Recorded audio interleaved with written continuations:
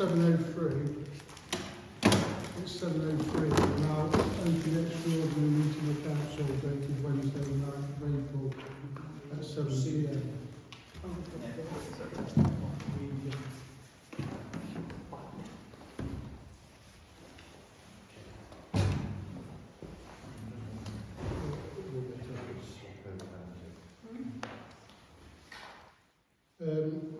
Okay, welcome everyone to the meeting.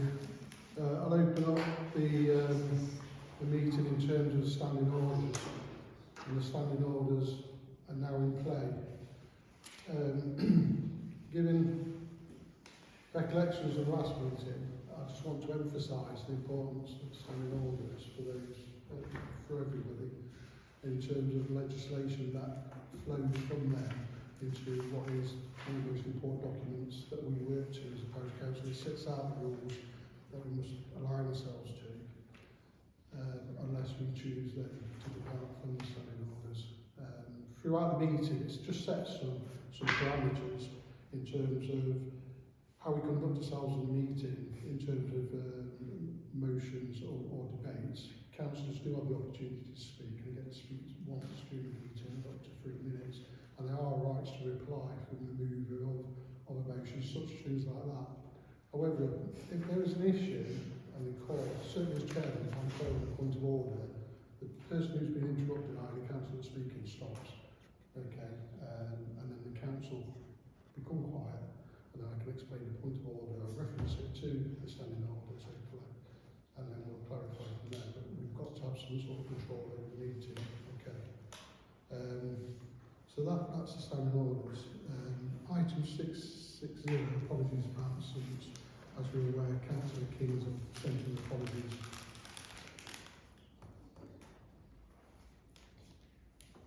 I think we should probably decide who's going to take minutes here. Quite right, yes. In terms of the clerk, then, can I ask for a volunteer for acting clerk for this purpose of this meeting? Okay. So Councillor Lowry, I propose to clerk this meeting, and someone to second that? Councillor Jones, and then all in favour? Okay, no against. Okay, thank you.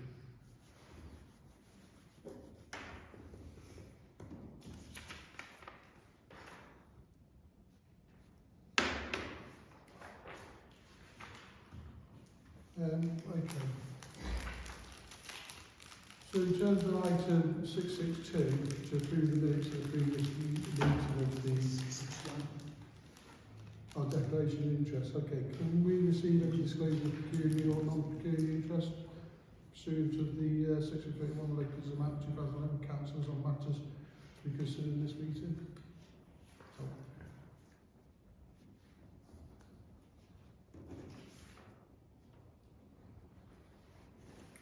Okay, to approve the minutes of the previous meeting, 25th March. Okay, so copies of the minutes were drafted by the clerk and they've been distributed, and I'm aware that there's been some email discussions around amendments in terms of the minutes. All I saw in the minutes don't need to be, I'm going to use a really special word here, contemporaneous, i.e. exact word for word, whatever people, but it's an appraisal of what was said at the meeting.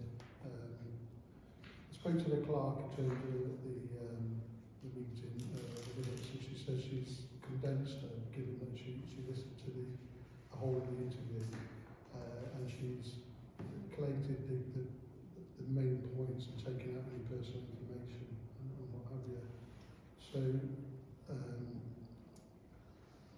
as I normally do, I'll go through each page, bearing in mind, I know that there's two councillors that have submitted amendments. So I'm going to sort of depart from page by page, because I want to ask, is there anyone who proposes any amendments to this, to the minutes? Councillors? Yes, on the apologies for absence, you reported on the clerk resigning.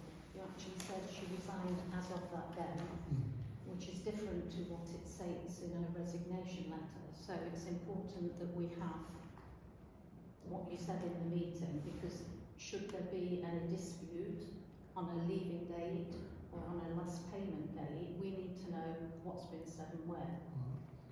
So that's page 1. Oh yeah, Councillor Jones wasn't listed as being in attendance. But definitely was. Yes, you definitely were, yeah. And I wasn't listed as giving apologies, nor Councillor Darling. I did send the apologies to the clerk. I think I sent it to everybody. I And think a then copy of everyone's doing. on the notice boards, you moved an item that then went on to a vote, and that wasn't included at all in the minutes. And that does need to be included in the minutes, and also the result of the vote. So I've sent the wording for what I thought should be included in that. Okay. That's, I did print what I received from Stu because there was an attachment, so I printed it. Do also, I printed the version that was circulated by Councillor Bonson. and Councillor King has also made a number of Yes. amendments, as they've been printed off. That was an email, it wasn't there wasn't a document conflicting them, so it was a little bit difficult to, and I wasn't at the meeting either, so. And then, sorry, on the next page, continuing on the notice boards, so struck a lot of that out and just said the council acknowledged the earlier decisions to install notice boards and the intention to revisit this at the end, at the next meeting, is what it was said. And then on the safeguarding policy, I was suggesting that we just say a policy had previously been drafted by Councillor Jones and submitted to the clerk at the time, but this had not been circulated to councillors, and that Councillor Jones will circulate this to all councillors and an item to be added at the next agenda. Yes, because I'm still looking through the computer for it, because as you Yeah. see, I have a lot of from. Yeah. And then the outcome of the code of conduct, I was suggesting that it's the monitoring officer recommended an informal resolution by way of public apology, and that at the outset Councillor Jones, and then left in what was in the minute, and then that this continued to be discussed, prompting a parishioner to intervene, stating they're picking on and bullying Councillor Jones, which the member of the public actually said. So I think it's important when members of the public make those sort of comments that we record them, and that was it. In terms of the minutes, what I intend to do is refer to standing orders, because I've read 2 emails submitted by Councillor King and the emails by yourself, and I don't see any issue with what's been written. However, that I think in terms of resolving the matter, I'd like to apply the standing orders, and not to bear with me because I've got glasses.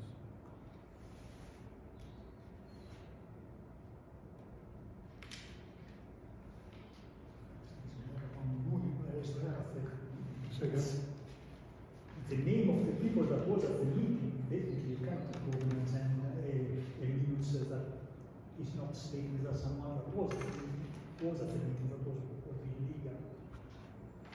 Some changes must be made. the difficulty we find, Councillor, is the fact that we don't have a clerk who produced their minutes at the time, and in the interim period, any amendments could have been done in that period of time by the clerk. Unfortunately, we're in that sort of in between what the rules and regulations, and having a clerk that can actually facilitate the 2 amendments, put them into minutes and bring them here tonight. If you just bear with me now.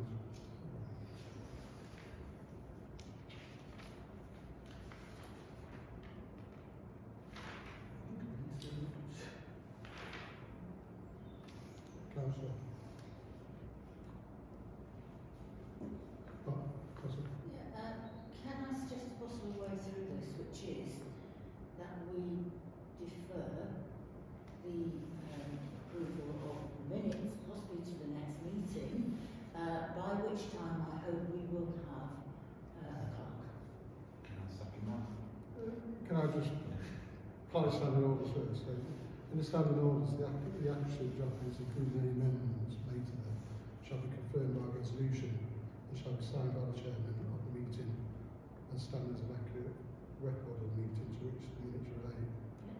Okay, so that gives the parish council the sort of motion and they may want to select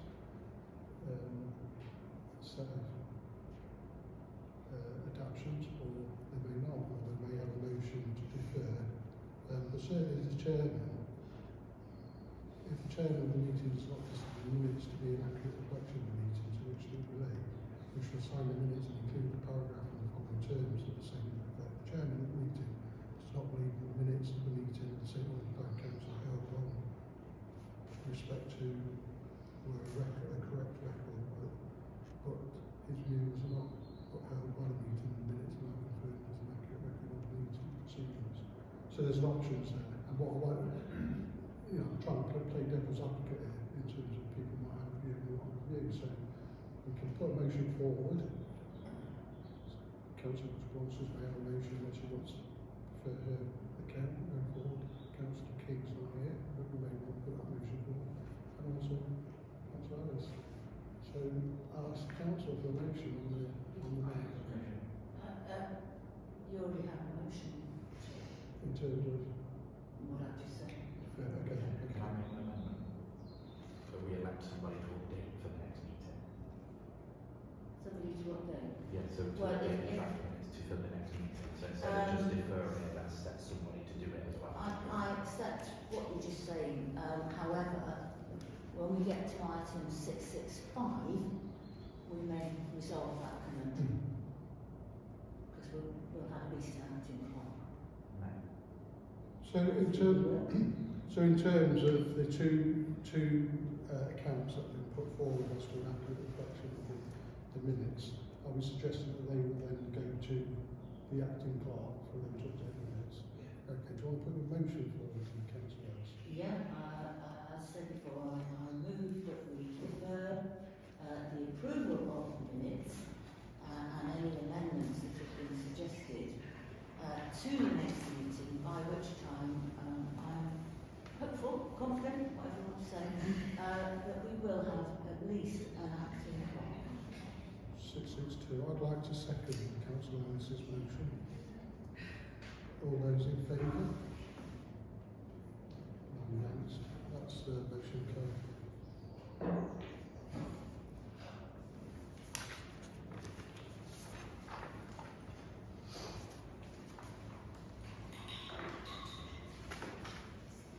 So in terms of item 663, this is opportunity for electors to address the council. Yes, please. So again, I just for the purpose of the council and the members of the public, this part of the meeting is open to the public, and the public have an opportunity to ask questions of the parish council. We have 15 minutes, which I think, given the size of our audience, is more than enough time. There are restrictions to 4 minutes to each parishioner, but I don't think that will actually be relevant tonight. However, it's appropriate that any questions of the council are asked of the chairman, and also the chairman and the parish council do have a right not to respond to any questions. I'd ask councillors if they choose to ask questions or answer questions of the parishioners, that is based on their opinion rather than the opinion of the parish council. Is that helpful to our parishioners and councillors? Okay, so with that, item 663, I'll open it up to members of the public. Any questions? No.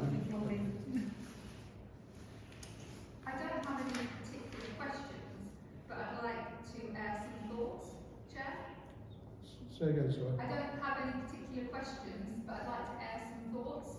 Okay, Jen? you're welcome, and I'll say it's time barred to Which will be short and succinct. First of all, I'd like to thank you, Chair, and thank you, Evening Parish Council. Nice to see that we've got some decent weather for once in the United Kingdom. As a parishioner, this is my observations over a period of time. I feel it's important to remind the Council of their code of conduct and the need for acceptable behaviours. To support this, I'd like to give 2 examples to highlight that. Observations of talking over one another during meetings, and 2, adhering to your own policies, particularly with regard to standing orders and the Local Government Act of 1973. The latter emphasises that agendas and supporting paperwork must be published simultaneously. This is section 100B. If no supporting paperwork is provided, the item in question should not be voted on to be discussed during the meeting. I believe I have support in saying this, that Councillor Ellis would agree that such practices would be unacceptable in her borough meetings, and this is obviously said with humour, Councillor Ellis, especially if it was opposition party wanting to vote to discuss something that had no supporting paperwork. I'm somewhat confused in a previous parish council meeting though to see that, observe that behaviour. I can speculate on why this was, could be a lack of people's understanding, or their own agendas, but I won't speculate. I do appreciate the Parish Council has published this agenda on the website, thank you very much, but there was no accompanying supporting documentation and it wasn't in a local area for me to observe. I am fortunate enough to be able to use the internet. Finally, I would like to remind the Council of the fundamental purpose of the Parish Council, to serve the community. This is a forum for local governance. It is not a court or police station, and I would urge members to refrain from acting as judge, jury and executioner. I would therefore like to have it recorded that as a member of the parish, I feel that bullying and toxic behaviour is exhibited in this council. Thank you for your time, your consideration and for my opportunity to speak. That's the Thank you very much. Thank you, Chair. Is there any other questions from the council? Parishioners, no. All I say on behalf of the council is we won't be paying any response to them, but I hope that councillors do take on board those feelings, and I will, as a councillor and chair, refer to some reference points during the meeting to help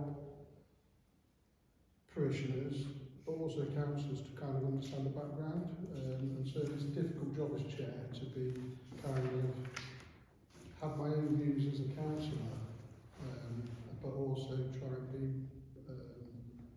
balanced, is that the word? And see people's points of views.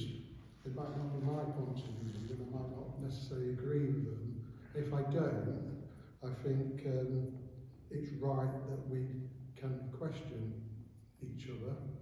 The Code of Conduct and Local Government Guidance really does support, I'm going to quote Article 10, but freedom of expression, and there's a higher bar really within politics and local government in that accountability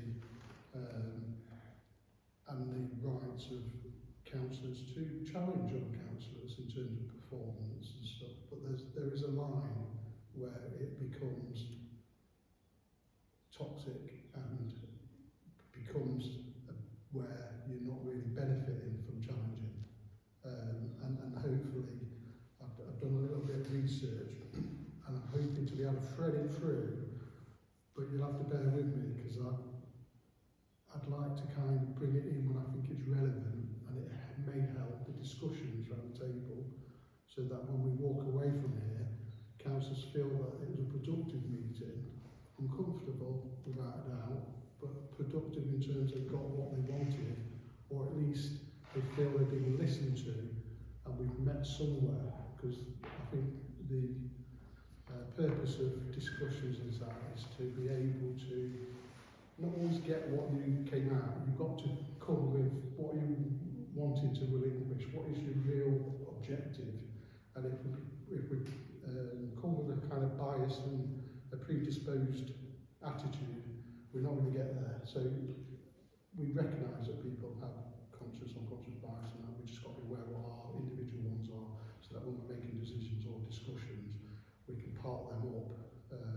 easier said than done. But with that, I'm hoping that that gives us a kind of openness to discuss. Because councillors had any views? No? Okay. Can I just reply to... You have a right to reply, however, it's your view rather than councillors can say. I just wanted to thank you, that's all. Thank you very much for the opportunity, appreciate it.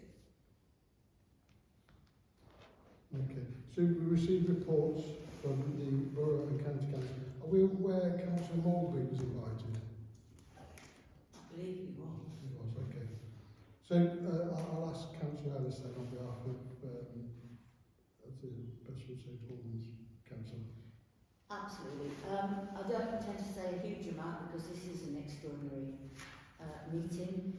Just to report that we have held another literature which did go off well this last weekend, and in terms of the kindergarten in Essex Village, there was another gardening session again which was done well. And that was all I wish to say. Thank you, Councillor. To receive reports from St Albans Parish Councillors, I'll start. I have nothing to report. Councillor Don? Nothing to report. Councillor Ellis? Nothing to report. Councillor James? Nothing to report. Councillor Bolton? Nothing to report. Councillor Thompson? Yeah, I've done some research following the last meeting about the youth shelters that I spoke about last time. I've been in touch with Gedling, and they don't particularly have a view on for or against the youth shelters. They take every application on its merits. I asked whether there's any need for planning permission. That's dependent on the size of it and where it's intended to locate it. I asked if they would support perhaps one being on the Muirfield site, and again they say can't see any reason why not, but it would depend on what type of shelter.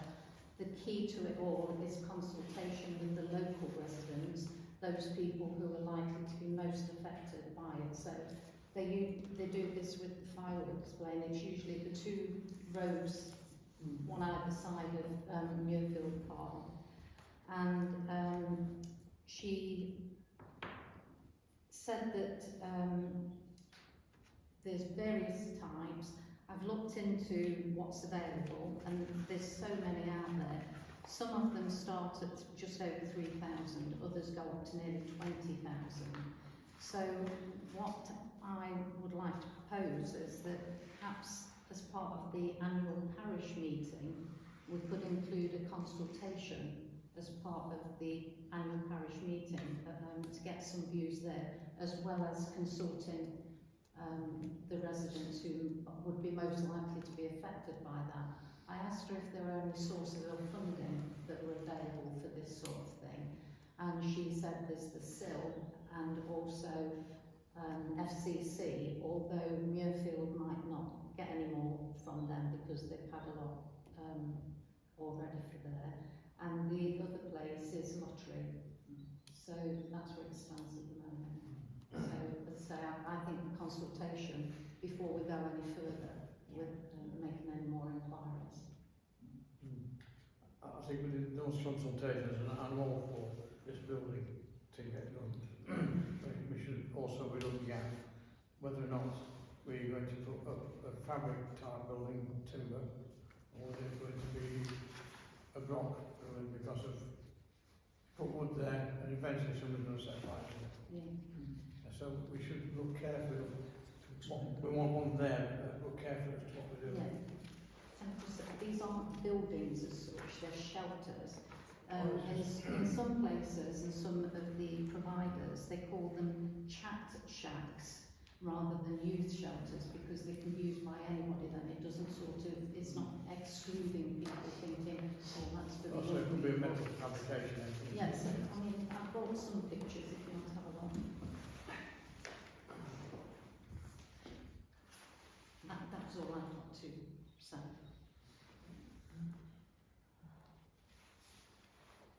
Possibly we could circulate that and then we can discuss that in the meeting.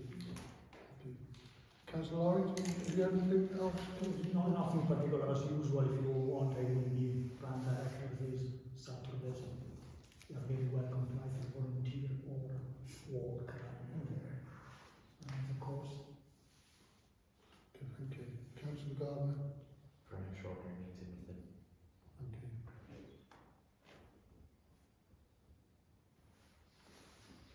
Okay, to 665, item 665, this is to resolve the election of an acting clerk.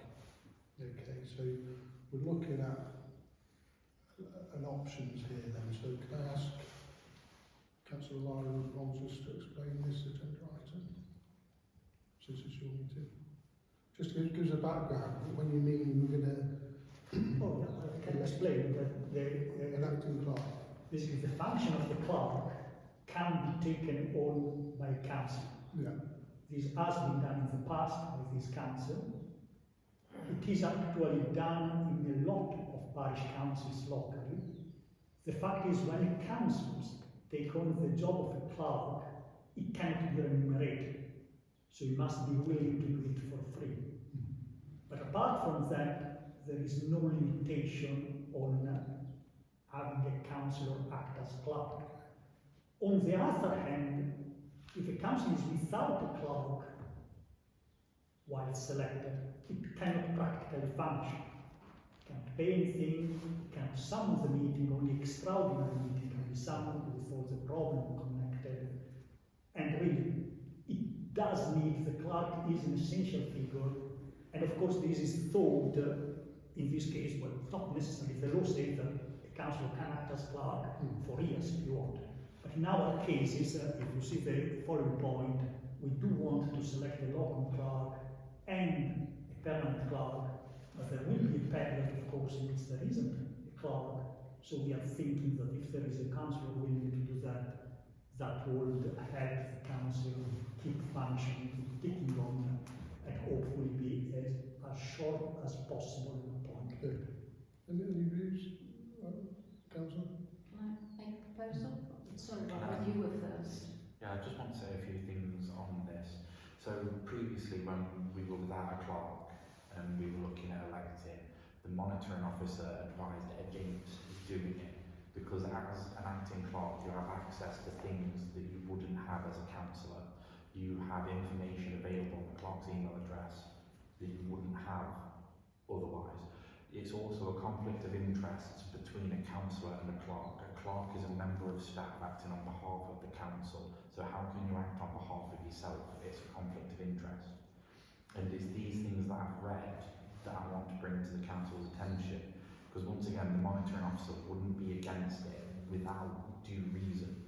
And I just want people to think that if the monitoring officer says that they don't recommend it, there's got to be reasons behind it. Now, I'm open to listening to the reasons for and against and making a decision, but I want to make sure that the against is also aware for people. I probably, without repeating Councillor Gardner, I have concerns for a councillor acting up unpaid in the role of councillor. It is possible, you can do that, let's be clear on that, you can do it. It's normally the last resort, absolute last resort that a councillor acts up. In the best position is to employ a local clerk that can take over the council, access to all this information. A local clerk is ordinarily someone who's well experienced with a number of years under the belt, and they know the role to be independent of each councillor, so they represent each of us independently.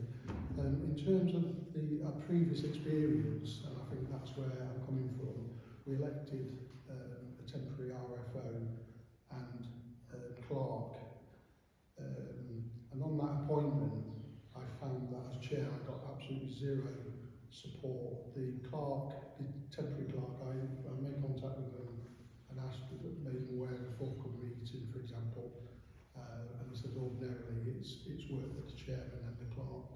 It's the clerk's business, they produce the agenda, but normally consultation before this surgery. That sort of relationship.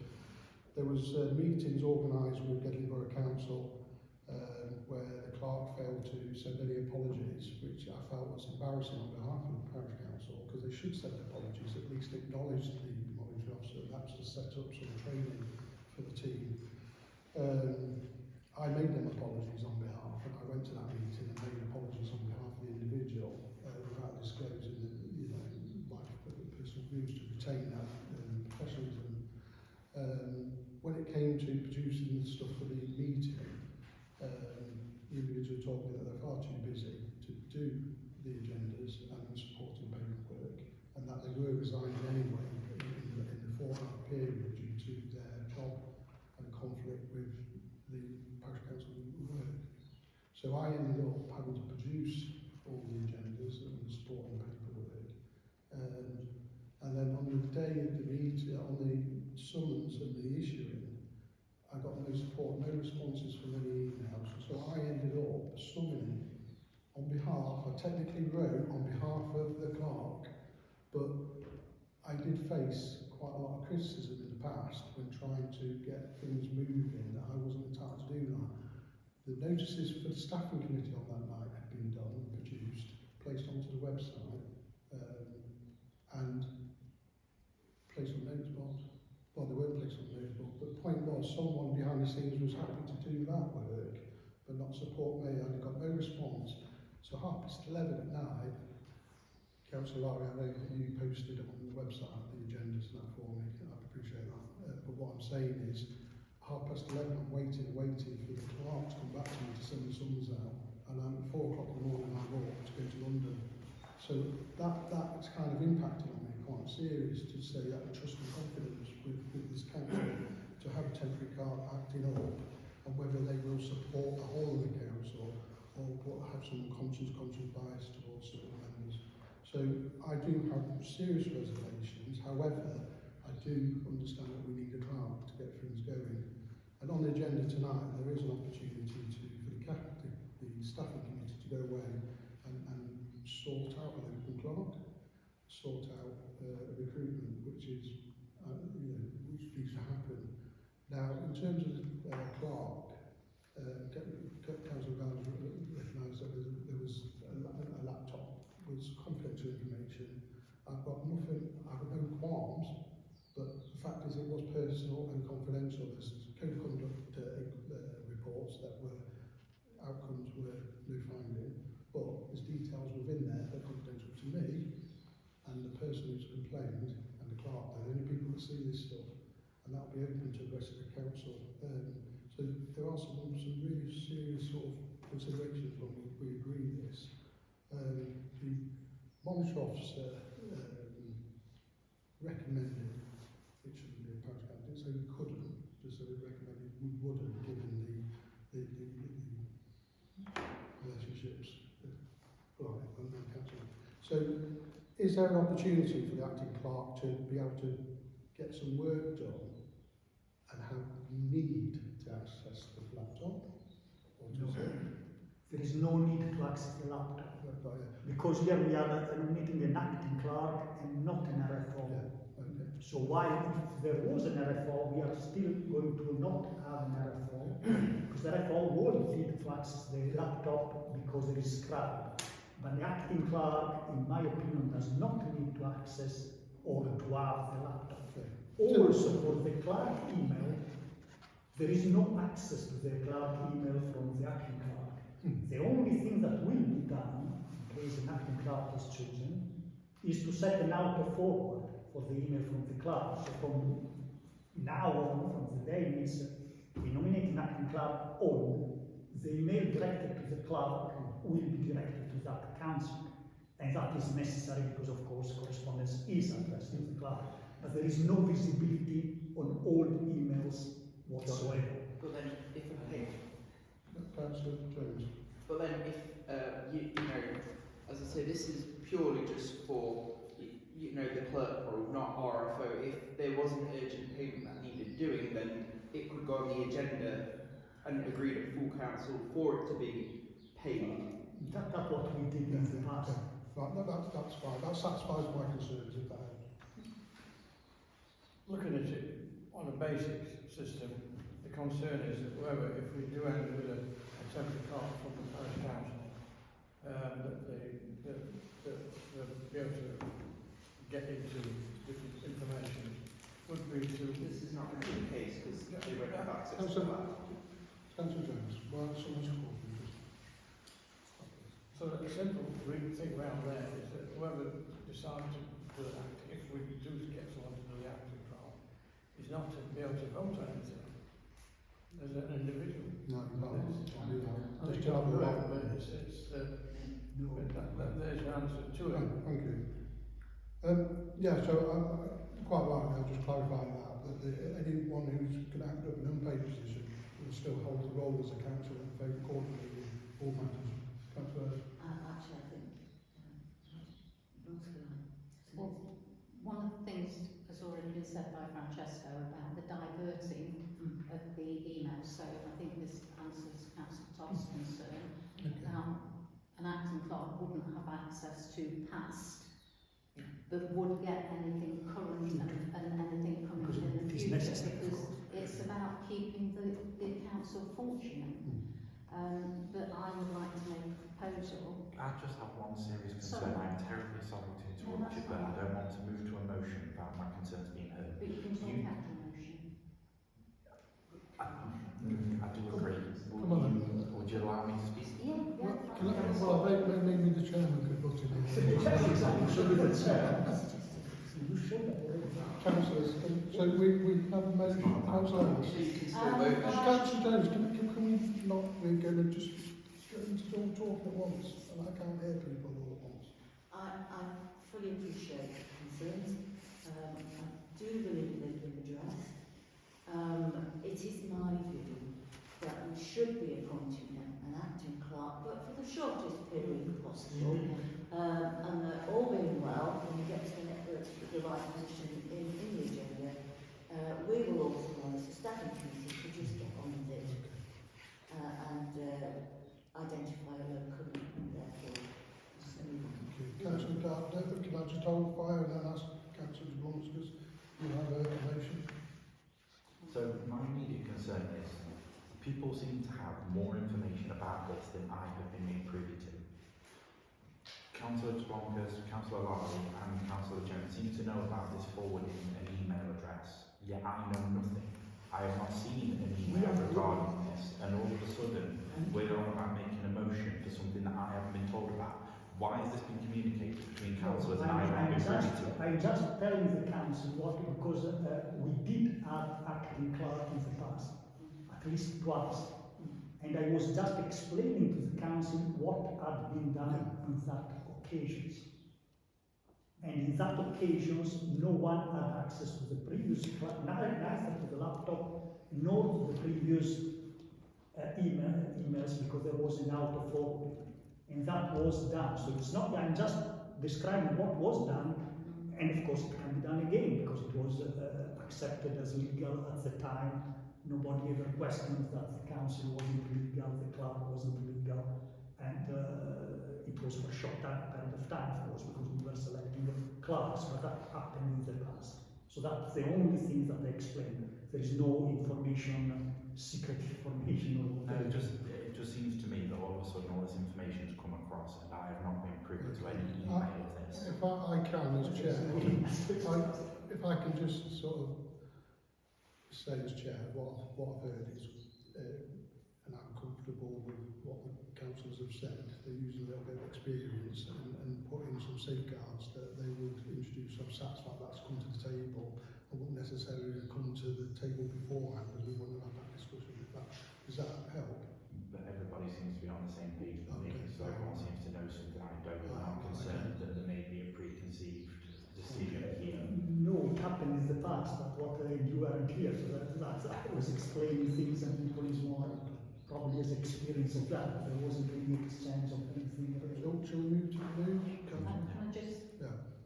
Councillor Gardner's concerned, having been sat there as a resident, I've heard all this before, so that's why I know, and I think most of the people have experienced it. It's happened before, so it's not Secret Service or anything like that. My apologies if I came No. across aggressive, but it was No, more no, action, No, but not it's at all. just people are saying things and people seem to be on the same page, and I'm completely lost in the corner. I'm just, Yeah, it's just this has happened numerous times before. for me, it's the first. For you Okay, guys, can it's the we, second day. I think we're happy So with motion. the proposal. I propose Councillor Lowry as the interim clerk. Do we call it interim? Acting clerk. Okay, can we have someone to second that? Councillor Baldwin, please, for.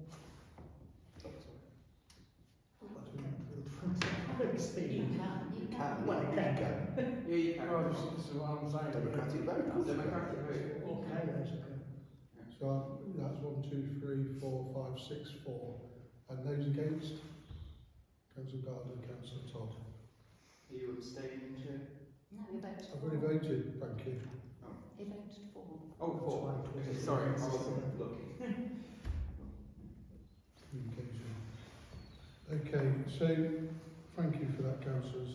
Quite healthy, productive debate.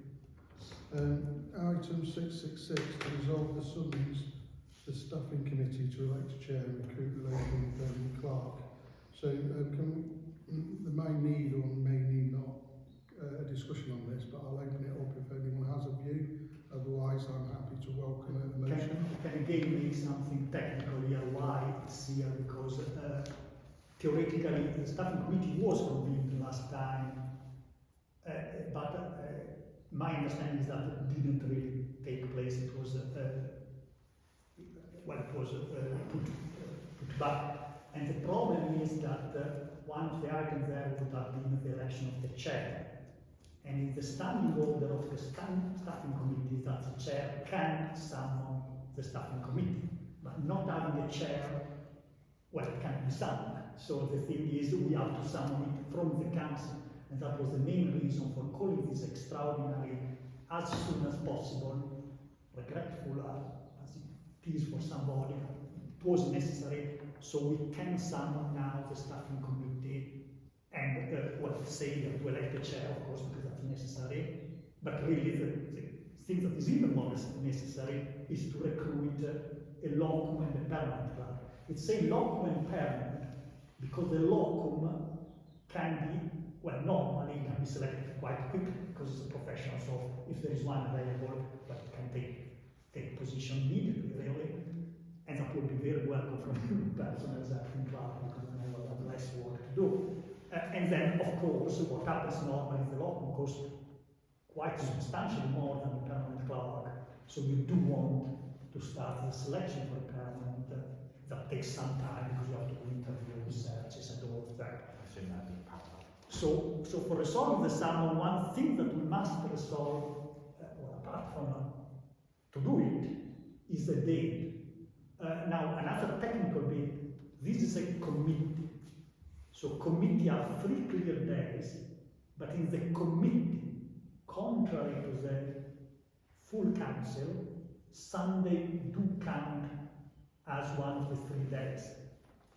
So a summon tomorrow, that is Thursday, we won't be able to summon something for Monday. That is technically, so technically we can choose Monday or we can choose a later date, of course. This up to the council. Technically, it's not too early to have the staffing committee on Monday. Technically, could we pass a motion to make it sooner? No, because it needs 3 days. It is in our standing order. Actually, the law does not require, in the English law, it says that the committee can be summoned on the same day as the summon. But we do have in our standing order that says that even committee needs 3 clear days. And that is in standing order of lot of council. And it does make sense because, if people want to attend, they are entitled to. Okay. I have a question about the standing committee, about the staffing committee. My understanding is the staffing committee will meet and possibly put forward names and then bring that to the main council meeting, not to decide that that's cut and dried, because that makes a division. Councillor, do you want to clarify? Yeah, if I could. A distinction is drawn between appointing the local, who is temporary,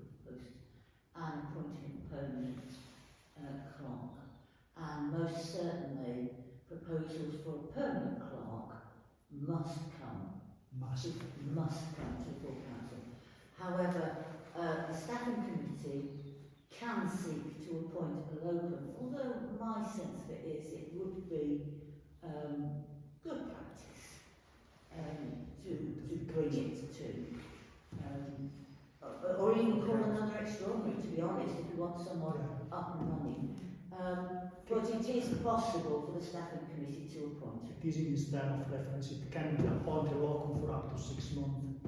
But yes, it can. It's probably a good idea to bring it before the full council. Okay, I mean, certainly just to cover a couple of other points, the staffing committee can call once they're established, they'll be able to call their own meetings and run with themselves to sort this issue out, which is fantastic. So there'll be public meetings. Can I Yes. finish? Yes.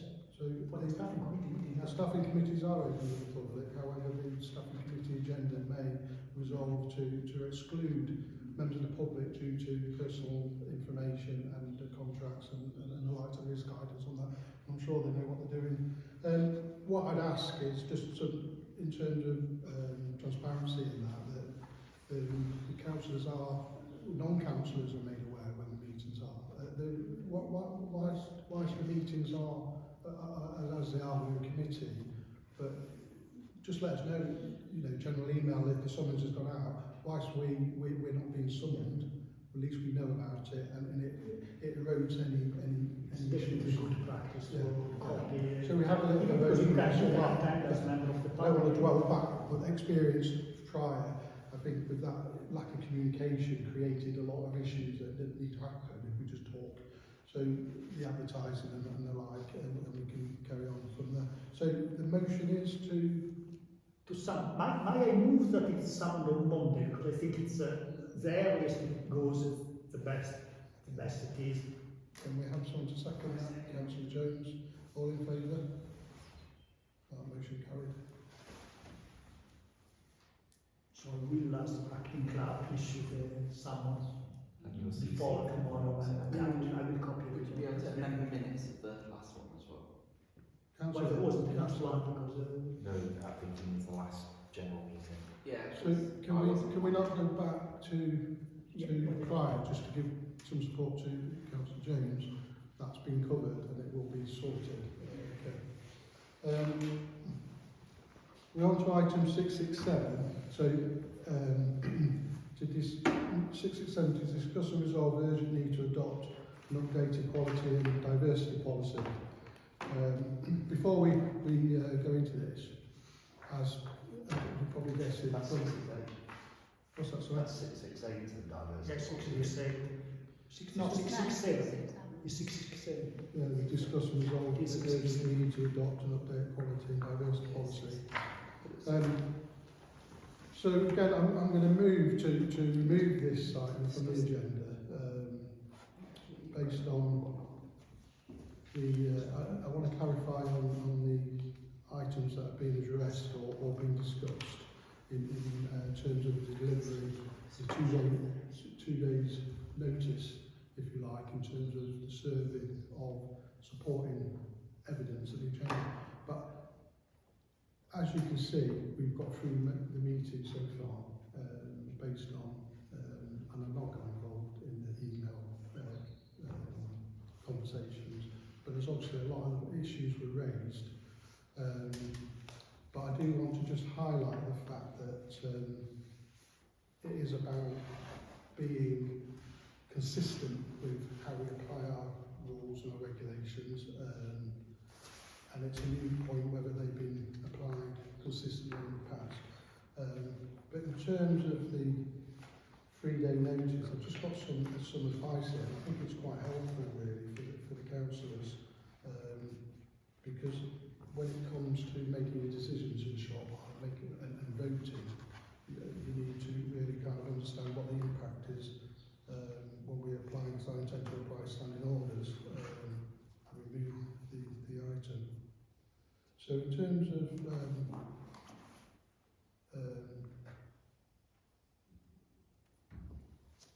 so we're talking breach of statutory rules. So people have raised concerns that if the agendas aren't issued supportive additional information is not served within 3 days, the meetings become void at any discussion of the council, and that's not quite correct.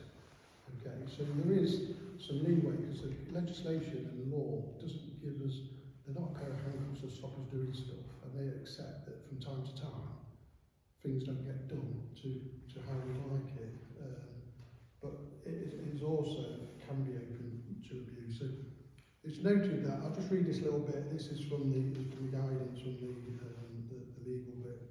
We noted that for many requirements relating to calling and holding the meetings are mandatory. However, in nearly every case, no specific sanction or penalty is provided by the legislation for breach of statutory law. They are sometimes statutory offences. So what we're saying is in terms of like the Theft Act, for example, it tells you you can't do something, and at the end of it, it tells you what will happen to you if you do. So you go to prison or whatever. But what I find in the Localism Act and all the stuff to do with councils and stuff, there are no penalties. So when we say, you know, it's a criminal act and stuff, but without the penalties, it hardly is. You know, but the guidance gives us what potentially can create problems. So if we fail, so if there's a failure to say, or to give a summons or attend a meeting to a council, does automatically affect the validity of the meeting. So if we don't do our summons in time, it doesn't affect that the meeting is illegal or it should be void. But meetings of which the minutes are duly signed and deemed until the contrary is proved to have been properly held and the members present duly qualified. This defence also applies to committee and subcommittee meetings with the additional provisions that the committee or subcommittee question is deemed to have been duly constituted. So, yeah, we got the notice within 2 days. It doesn't mean it's not been constituted properly. Does that make sense, Councillor? I hear what you're saying. Okay. But what I would suggest is that, notwithstanding that we've been sent a document, the background paper for this item is the council's current equality and diversity policy. That is, and always has been, a public document which is available for anybody to go and look at. So, in that circumstance, I would suggest that what you've just informed the council of does not apply in this particular Well, if you let me finish, because this is what I prefer. If I get to the end bit, you'll get the end bit, you'll get where I'm coming from, so I'll set the scene, and then I can apply my concerns. So in the absence of statutory defence and excuses, but in terms of judicial review, so any decision of the councils is open to judicial review if someone has concerns with that.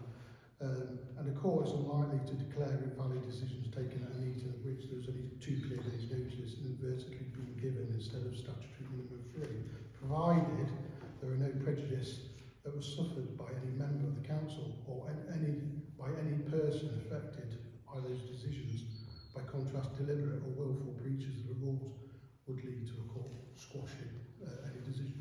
So when I come to this item, and I raised it last time in terms of the standing orders, I'd just like on the point of standing orders apply section 11, the management of information, part 12, page 12. So management of information, part C, it says the agenda papers and support the agenda and the minutes of the meeting shall not disclose or otherwise undermine confidential information, personal data without legal justification. Within the supporting paperwork, there is quite clearly my name, another councillor's name, with an allegation. That should not, this is a public document because it's been served. It is a public document, and I am taking a point here and I'm applying standing orders that should not be circulated. Now, if you said that we've got a diversity and equality policy and circulated that as its own and said we'd like to review it and then offer the amendments as background papers, there's no issue, and we could discuss this as a council and then put a motion forward. But to to make allegations, and it's not the first item on tonight, about myself and another councillor, I do have an issue. Also, in addition to my concerns, is that I would apply is the code of conduct and the potential breaches in that by councillors that will circulate information about me that has not been investigated, it's not been assessed, it's been placed out there at a public meeting. So I would like to I point out that that has never been published on the website. thank you for that, but it's still a public document because it's been issued to councillors. Okay, so I will be There are proposing a motion that this item is removed from this meeting. Okay. But before then, obviously open to consultation. My understanding here is that this is only to resolve that there is a need to do that, and possibly to task someone to produce the updated policy. It's not to decide the policy.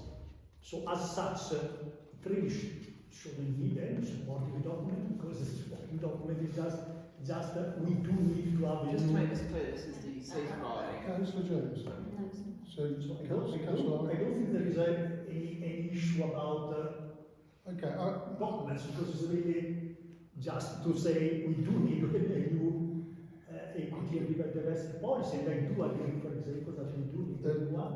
that's fine.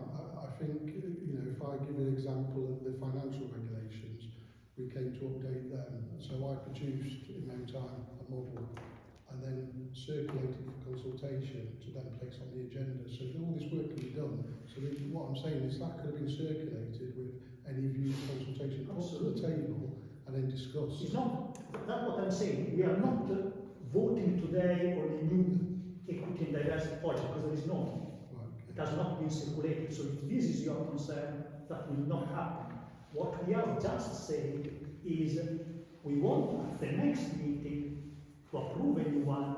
We'll task somebody, some group to come up with drawing this one, and then of course next council will have circulated the policy and can make observation of the policy as it is and say we like it, we don't like it, we want to amend it, whatever really. So at the moment it's really very, well, just to set things in motion, my understanding. Right, Councillor Gardner? So my main concern is this is already, the will of the council has already been said on this. We asked somebody to create a draft of a document, it has not been done. A decision has already been made. Sorry, Councillor, this is the you're right. There was a safeguarding policy that was put forward some time ago, and that hasn't been completed. This is now, before we even completed that, we're now placing another item policy on the table. So I thought it was the same thing, sorry. no, okay. Councillor.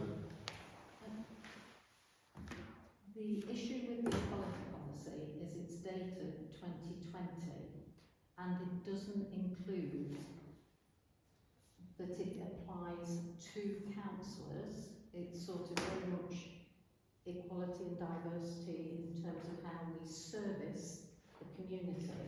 And what needs to be included in any updated policy is the Equality Act requirements with regard to everybody, including councillors. I think that was the point of it. Okay. And in the past, what I've observed is that people do go off and produce a version of policies, and then it gets brought to the council.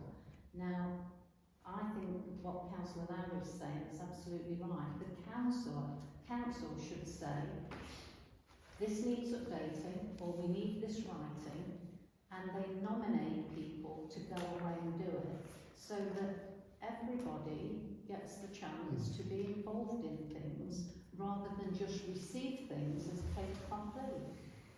So I think you're quite right that this was on the agenda to say, yes, we are going to update the equality and diversity policy, and let's nominate somebody to do that on the council's behalf, rather than somebody going away. I think it would have been wholly wrong if somebody came to this meeting with a proposed policy. That's not how the previous has worked. So No. if you've got model financial regulations, there was some training done on it. It's free. I attended it in my own time off my own back because I like to understand local government and what have you. And I brought it to the council to say we will need to update our model financial code because there's quite a lot of substantial changes. However, it's quite complicated. I'll go away, quite happy to do the work, and I'll bring it back to consultation. I've done that work and I circulated it, so councillors had, I think, a week or so to read through it, make any observations, we'll report back. This was then presented at the meeting in January, and it was adopted by the council. And in much the same process, I just feel there's a number of issues sitting behind these agendas, and there is a number of allegations that are made or put out there in the public, and they are in the public domain. And there is, when I talk about judicial review and taking action against a parish council, this is why when we vote, we must consider the impact, not only trust and confidence in the parish council in terms of the public, what they expect and how we arrive at decisions, but it also gives members of the public, myself, or councillors, to challenge this decision in the court through a judicial review. It's just the need to Council, I think you're missing the point. There's an allegation made in the supporting documents that have been served on the council, so the public documents, that name me individually. It's my personal data that's been done. There are kind of strict reviews, if you like, court cases that are challenged, and the Ledbury case, it's a case between Ledbury Town Council and Harvey, and the council were found to be ultra-virus where they'd taken a complaint and they ran with it, and what was detrimental was disclosures of third party, there was disclosures of information. The council dealt with complaints and then had a finding, and they should have conducted any. They should have conducted that. It should have been reviewed to the monitoring officer if there is a complaint. But in addition to that, and it's happened. We're on probably our third occasion for this council that's to take on investigations or put grievances or allegations into the public forum. But certainly the decision out of the courts, and I think this is quite important. It was procedurally unfair that, in the absence of the following, there was no investigation, they identified basis, disclosure to decision-making body with full evidence and the opportunity for individuals to respond or to actually defend themselves. That was one of the findings. So they basically conducted or put information out there and never got a response or even approached those people named and shamed. But the decision was substantially unfair as it breached Article 10 of the European Convention on Human Rights and freedom of expression was substantially unfair in common law.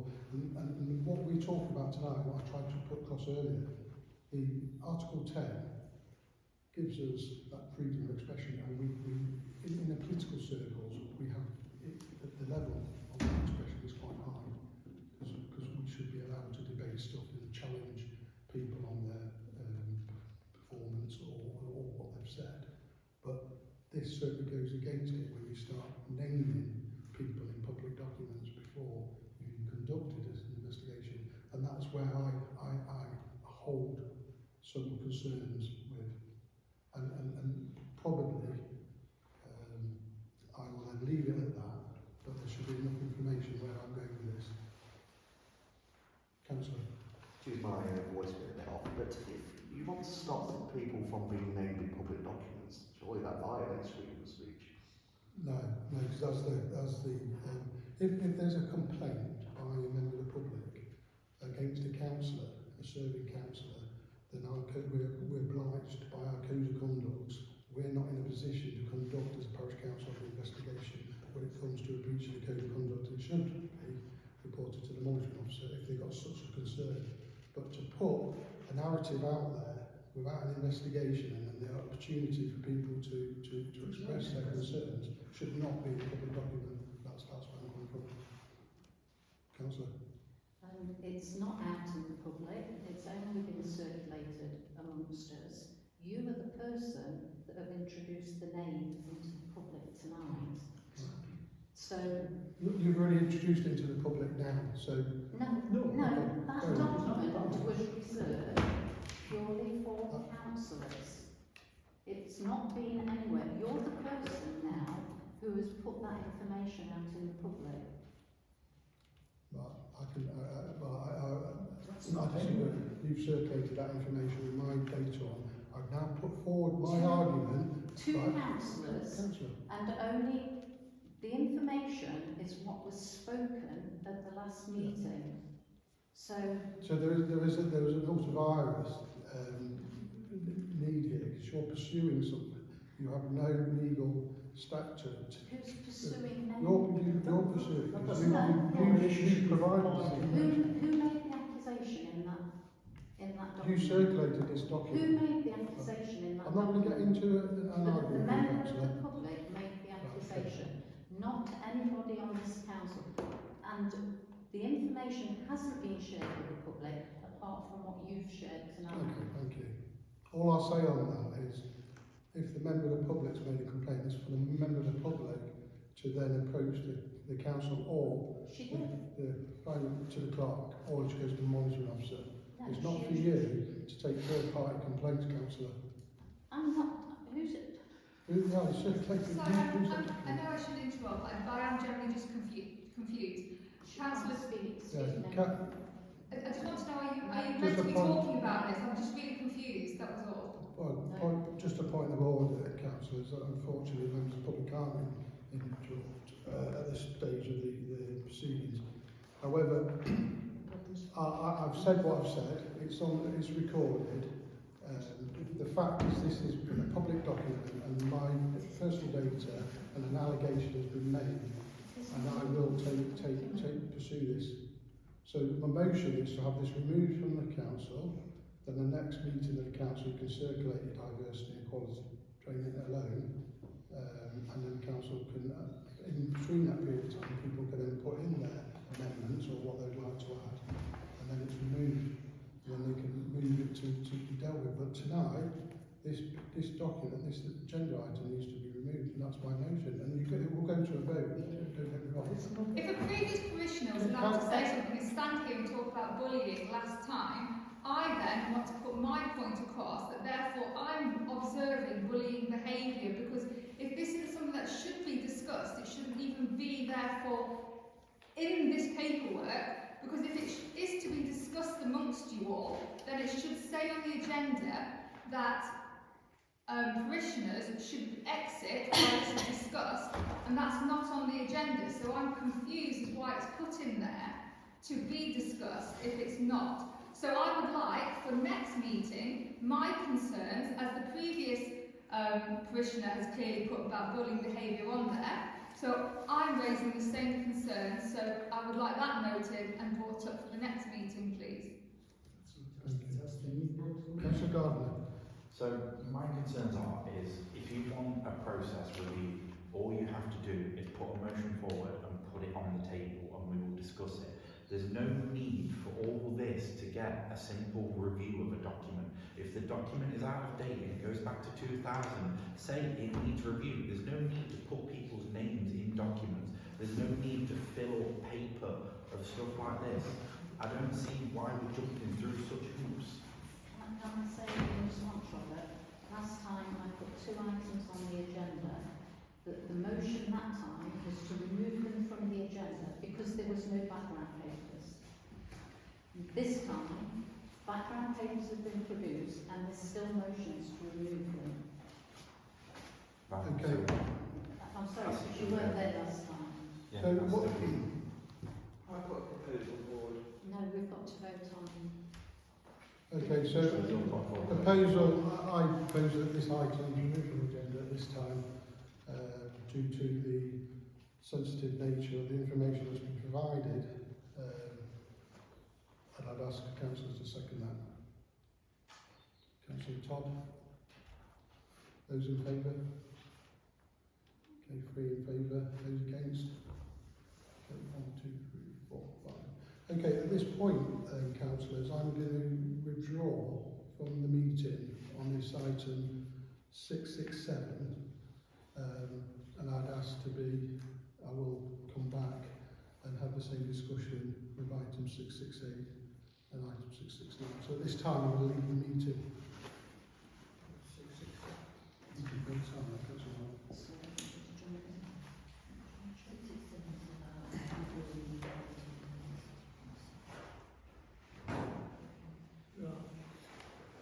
Item 667 is to discuss and resolve the urgent need to adopt an updated equality and diversity policy.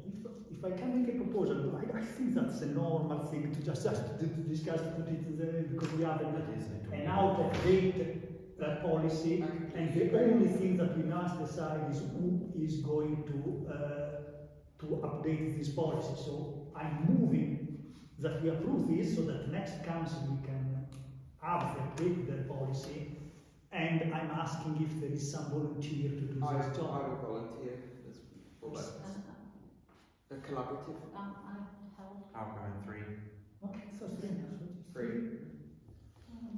The reason I go in 3 is because it's an odd number. There's no, it's one way Well, or the it other. can be 5, can be 10. No, I'm just saying, but with 3, it's a stale. There's no stalemate. It's either 4 or against. Okay. Fair enough. Do Should we we put need to to a vote? propose that? Is somebody seconding that? So I second it. Councillor Jones. Right, all in favour? Yeah, done. Done. There you go. Okay, very good. And what's the problem was anyway? 669. Okay, I'll come back to the meeting now. 667. So 669. Let's do 667. Oh, sorry, 668, yes. The 668 is the next one. Yeah, 668 to discuss and resolve all relevant meeting papers, including supported documents, must be distributed by all council in advance of the meeting. So again, we've got background papers, relevant meeting papers, including the supporting documents, must be distributed to councillors. And again, Chair, given what you've recently said, can I move that we now exclude press and public? we're unfortunately we can't do that because we don't have an agenda item to allow the exclusion of the press or public. It's not on the agenda. That's the problem I've got with this. But again, there's personal information in this document. It talks about discussions, but also discusses the monitoring officer and the furnishing of information. There's items there that state that I've purposely removed items. I've seen some of the stuff that was circulated globally on email, and that's another cultural issue with this parish council. If you have an issue with another councillor or you want to raise something, you go back to that councillor as an individual and have that discussion rather than globally, because people get lost in translation and then start looking at the worst side of it that creates that toxic culture. And by the time you finish, that's where you start then getting allegations of harassment, disrespectfulness and bullying. And again, that is a culture within here. That's why, councillor, I will not engage in any global emails with any councillors. But again, this information is a public document and it names and shames, and I don't feel that this should be on the agenda again because of that. I've seen the emails and I've been subjected to a number of emails, and in fact too many, and I'm taking action with that side of things because there's allegations in these emails and in here that I'm someone who's kept and retained information. I seem to have, I'm a chair, I'm not the clerk, and there's a lack of understanding, and I say to the new councillors, just come on board, get to know what councillors, ask questions, you know, and it's about opening that door and having a positive relationship and asking them questions, but to send a global email making accusations and challenges, I put a lot of time in the background into this job, and a lot of it is at my own time, it's at my own interest, and I'm subjected to constant criticism. And again, it's now rallied onto the agenda. So item again, I have an emotion, but I'll pass it to Can I just make an observation? Is on our standing order, number 10, item 11. The following motion might be moved at the meeting without written notice to the public, to the proper office. Number 11 is to exclude the press and public from a meeting in respect of confidential or other information which is prejudicial to the public interest. So we do not need to have it in the agenda to act. So the motion of Councillor Ellis was legal. So we can proceed on that if you wish. Yeah. Can I add something Sorry, else? fix it. Again, I've got the standing orders in front of me, so I'll stand to be corrected here. Is it not already in our standing orders that That's what it is. That was the standing order. I was thinking the the standing order. background papers Oh, the should back- be produced 3 days? Is it not? No. No, it's not. Okay. So this is where I come back to legislation. The primary, the legislation says it does, and I've just quoted the guidance. Councillors, can I finish? Can I have a little bit of respect? Because I have done my homework and I have got this information from the National Association of Local Councillors, and this the guidance in there, and it quotes the legislation and the what have yous. But what I'm saying from a judicial review, so it's your decision making and outcome that will be challenged or could be challenged in court. It's unlikely the court would find anything if it was short of the 3-day issuing date. However, if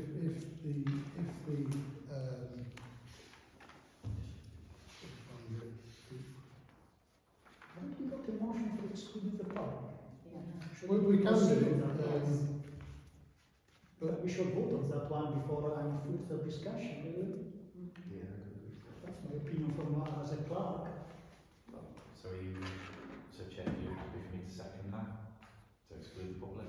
Yeah, it was proposed by That's what that. I'm proposing. I'm asking if I'm just saying now. I'm just asking, I want to move forward with that motion, I'll take that second.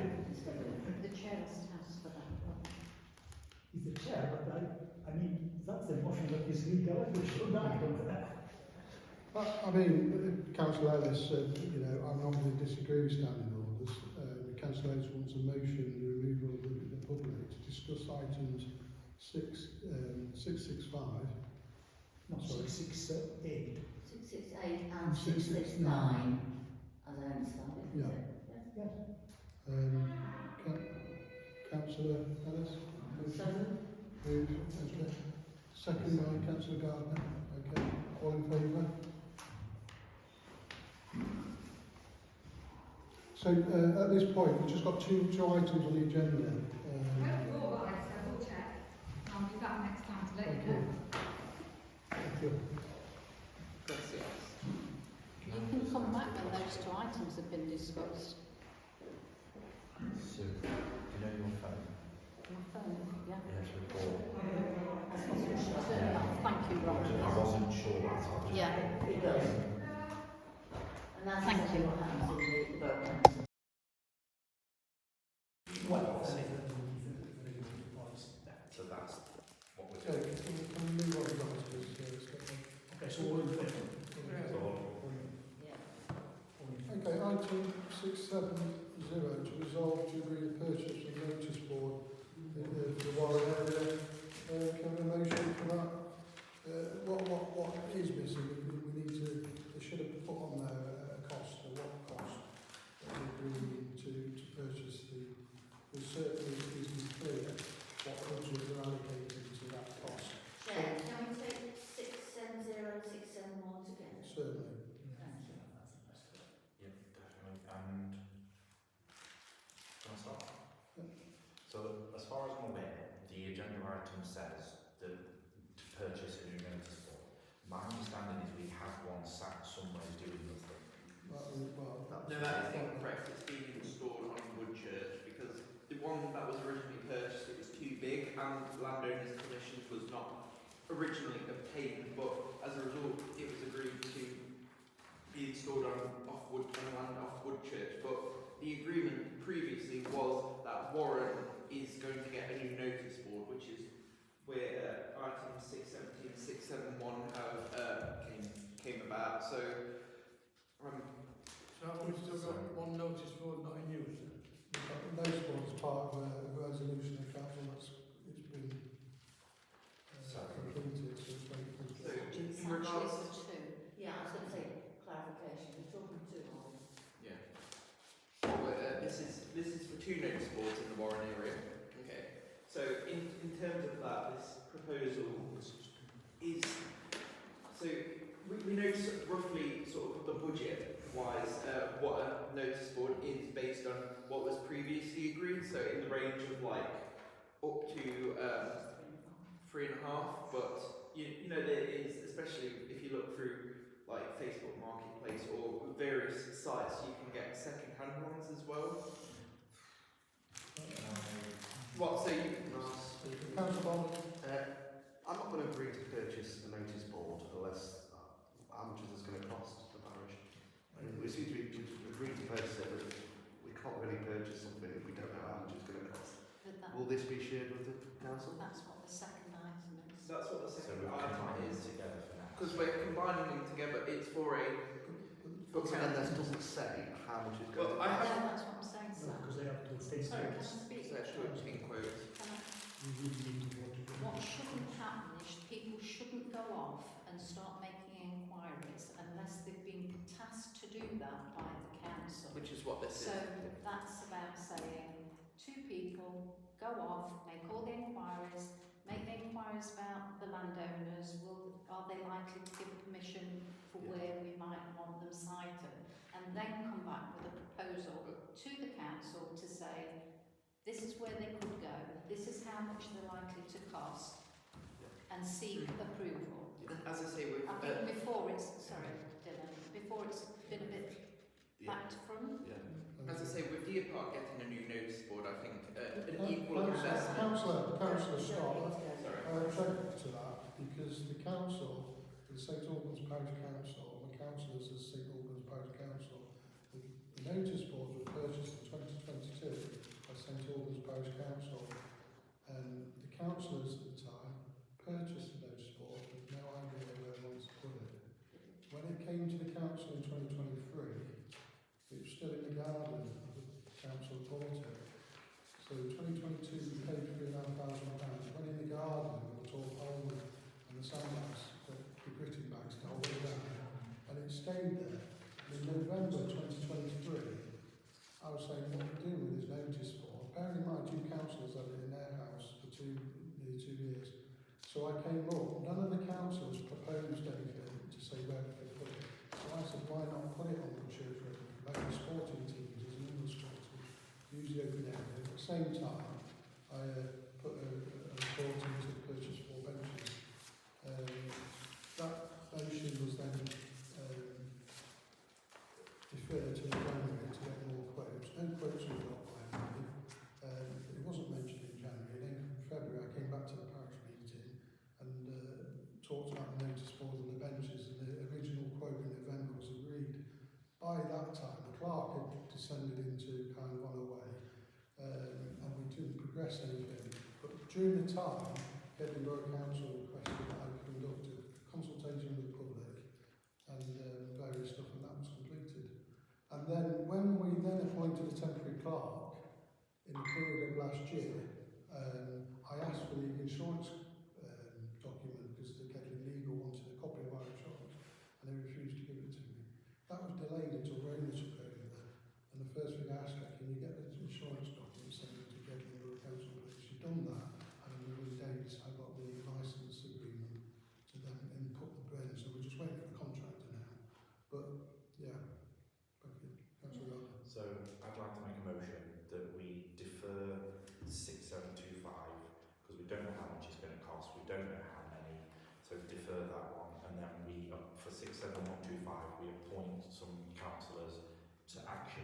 back to the council. Okay, I'll second The that. motion was about. Yeah, But But we are agreeing to purchase one, but we go away and agree for 2 councillors to obtain How quotes. much, and then come back to us and ask if it's okay. that's what that Yes. was really what Yes. that's intended to do. Yeah, I second that. We need to get 3 quotes. 3 quotes. Okay, all in favour? Wait, and also it's for them to obtain permission from the landowners, so we need to propose 2 councillors who. Can I just note, I agree with you, Councillor Gardner. We can't really resolve to agree the purchase until we know what we're agreeing to. In But we can in principle. Yes. Yeah. Can in principle. Okay, so proposal, and someone second that? I propose that me and another councillor look to. Okay, who's going to work with Councillor Jones then to get this? Can Councillor I suggest a 3 again, just to get Yeah. a 3 again, Yeah. okay. Do it again.